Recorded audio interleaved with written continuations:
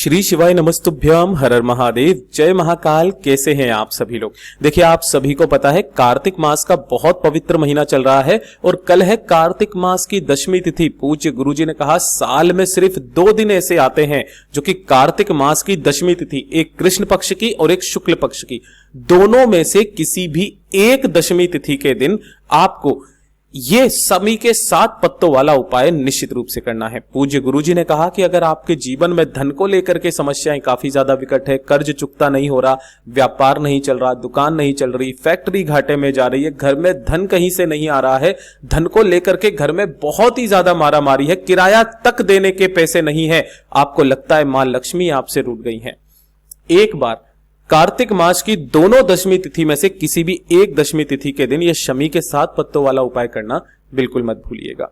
पूज्य गुरुजी की कथा से सुन करके और समझ करके पूरे उपाय को बड़े ही आसान भाषा में आपको बताऊंगा, परंतु उससे पहले आप सबसे एक छोटी सी प्रार्थना। जो लोग पहली बार आए हैं चैनल को सब्सक्राइब जरूर कीजिएगा और वीडियो को लाइक करके देवादिदेव महादेव का कोई सा भी प्यारा नाम कमेंट बॉक्स में लिखना मत भूलिएगा। इस पूरे वीडियो में हम 3 महा उपायों के बारे में बात करेंगे जो कि आपको इस कार्तिक मास की दशमी तिथि के दिन करने ही करने हैं। ध्यान से सुनना, समझने की कोशिश करना। सबसे पहले बात करते हैं पहले वाले उपाय की, जो कि आपको शमी के पत्तों से करना है।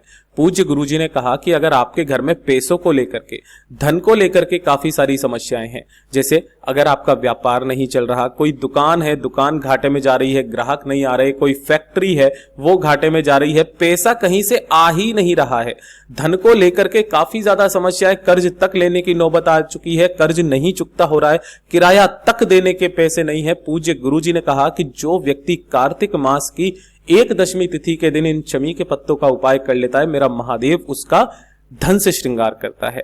इसके लिए आपको चाहिए क्या, वो ध्यान से सुनिएगा। आपको लेना होगा इस तरीके से शमी के पत्ते। शमी पत्र आपको चाहिए कितने, तो जितने वहां पे लिखे हुए के 7, ऐसा नहीं है। पूज्य गुरुजी ने कहा जितने आप ले सको, जितनी आपकी श्रद्धा, उतने शमी के पत्ते लेना। और लोगे कैसे, ये जो पूरा गोले में बनाया है ना ये वाला, ये एक शमी का पत्ता है। इस तरीके से आप जितने शमी के पत्ते ले सको उतने ले लेना। उसके बाद में आपको लेना होगा थोड़ा सा शहद। अब जो शहद अगर आपको एकदम देसी मिल जाए बहुत अच्छी बात है, और इस शहद को भी आपको किसी भी एक छोटी सी कटोरी के अंदर इस तरीके से निकाल लेना है। और लेना होगा 1 लोटा शुद्ध जल अपने घर का तांबे के कलश में। इन सभी को लेकर के आपको पहुंचना है भोलेनाथ के मंदिर में शिवलिंग के पास। पूज्य गुरुजी ने कहा कि जब भी आप यहां पर जाते हो, है ना, काफी सारे लोग कंफ्यूजन में आते हैं, भैया सुबह जाना है या शाम को जाना है, क्या करना है, एक बार बता दीजिएगा, है ना।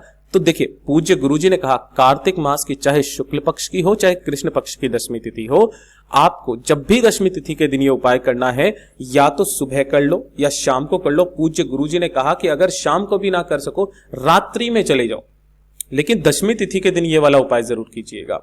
यहां पहुंच करके आपको उत्तर दिशा, नॉर्थ डायरेक्शन की तरफ में मुख करके खड़े हो जाना है। दोनों हाथों में सबसे पहले 1 लोटा शुद्ध जल लेना है और श्री शिवाय नमस्तुभ्यम मंत्र का स्मरण करते हुए भोलेनाथ की शिवलिंग पर धीरे धीरे करके आपको समर्पित कर देना है।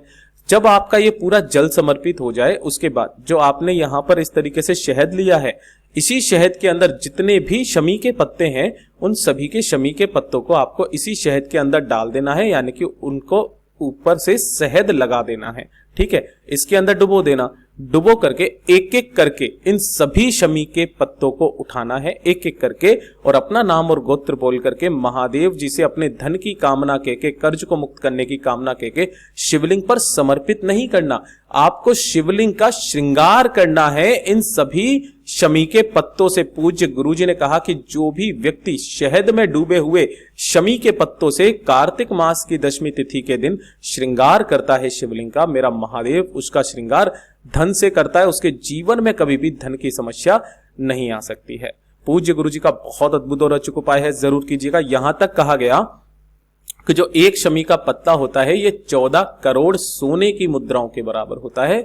जिस घर में शमी का पौधा मात्र भी लगा रहता है ना, उस घर में सदैव शिव निवास करते हैं। पूज्य गुरुजी का बहुत अद्भुत और अचूक उपाय है, जरूर कीजिएगा। और अब बात करते हैं दूसरे वाले उपाय की।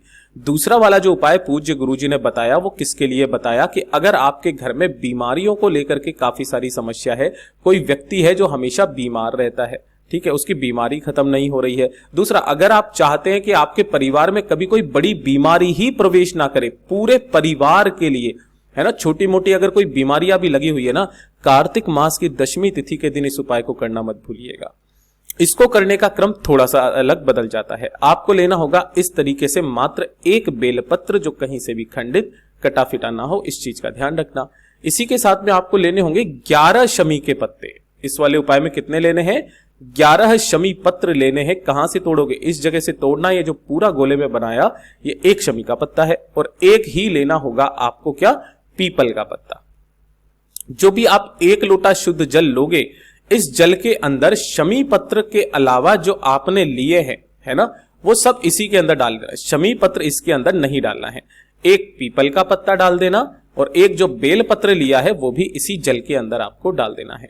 शमी के पत्तों को लेकर के और साथ ही साथ इस कलश को लेकर के जिसके अंदर आपने बेलपत्र और पीपल का पत्ता डाला हुआ है, इसे लेकर आपको पहुंचना है भोलेनाथ के मंदिर में, शिवलिंग के पास में। यहां पहुंच करके उत्तर दिशा नॉर्थ डायरेक्शन की तरफ में आपको मुख करके खड़े होना है। खड़े हो जाने के पश्चात जो आपका कलश है ना, उस कलश को इस शिवलिंग के पीछे की तरफ में आपको रखना है ना, जिसमें आपने एक पीपल का पत्ता डाला हुआ है और एक बेलपत्र डाला हुआ है।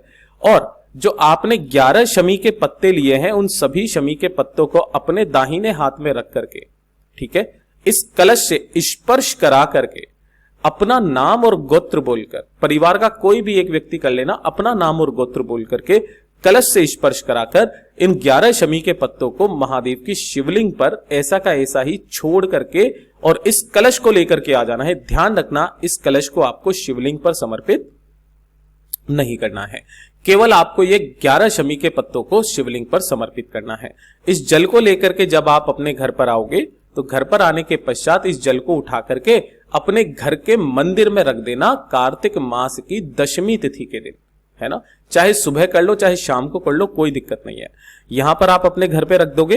अब जो अगला दिन आएगा, यानी कि कार्तिक मास की एकादशी का दिन आएगा, उस एकादशी के दिन सुबह उठ करके जैसे ही आप उठोगे, उसके बाद में इस पीपल के पत्ते से उस कलश का जो भी जल है, उस जल को आपको पूरे घर वालों को पिलाना है, उसका आचमन कराना है। पूज्य गुरुजी ने कहा शरीर की सारी बीमारियां खत्म हो जाती है। जल पिलाने के पश्चात आपको इस पीपल के पत्ते को किसी भी हरे वृक्ष के नीचे डाल देना है, और जो एक बेलपत्र बचा हुआ है, जिस भी व्यक्ति को कोई विकट समस्या हो, जोड़ों में दर्द हो, मधुमेह का रोग हो, या फिर शुगर, बीपी, कैंसर जैसी समस्या हो, उस बेलपत्र को उस व्यक्ति को खिला देना, उसके शरीर में आराम आने लगेगा। पूज्य गुरुजी का बहुत अद्भुत और अचूक उपाय है, जरूर कीजिएगा। और अब बात करते हैं आज के इस वीडियो का सबसे आखिरी और अंतिम उपाय, तीसरा उपाय। लेकिन इस तीसरे उपाय को आपको समझना बहुत ज्यादा जरूरी है। सबसे ज्यादा जो जरूरी है, आप जब भी उपाय करने के लिए देखते हो तो 2 तरीके के उपाय, एक तो आपकी बीमारियों से लड़ने के लिए उपाय, है ना, और दूसरा होता है मनोकामना पूर्ति के लिए। लेकिन पूज्य गुरुजी ने कहा कि जब आपकी कोई मनोकामना पूरी नहीं हो रही होती है, तो अपने जल चढ़ाने के क्रम को बदलना चाहिए। बार बार बोल बोल करके थक गए, लेकिन आपकी कामना पूरी नहीं हो रही है, तो दोनों का क्रम बिल्कुल अलग है। ध्यान से सुनिएगा। सबसे पहले बीमारियों का क्रम। जो भी आप 1 लोटा शुद्ध जल अपने घर से लेकर के जाते हो महादेव की शिवलिंग पर समर्पित करने के लिए, तो जब आप बीमारी के लिए कोई उपाय करते हो, तो देखिए इसके लिए आप इसके साथ में धतूरा लेके जाते हो, पीपल का पत्ता, बेल पत्र, दूर्वा, जो भी लेकर के जाते हो, तो पहले शिवलिंग पर उन चीजों को चढ़ाया जाता है जो आप लेकर के जाते हो, और बाद में क्या चढ़ाया जाता है? बाद में चढ़ाया जाता है जल। जल बाद में चढ़ाया जाता है जब बीमारी के लिए कोई उपाय करते हैं, ठीक है। लेकिन जब मनोकामना पूर्ति के लिए उपाय करते हैं, तब सबसे पहले 1 लोटा शुद्ध जल भोलेनाथ की शिवलिंग पर समर्पित किया जाता है, और उसके बाद में जितनी भी चीजें आप लेकर के आए हो उन सब चीजों को समर्पित किया जाता है।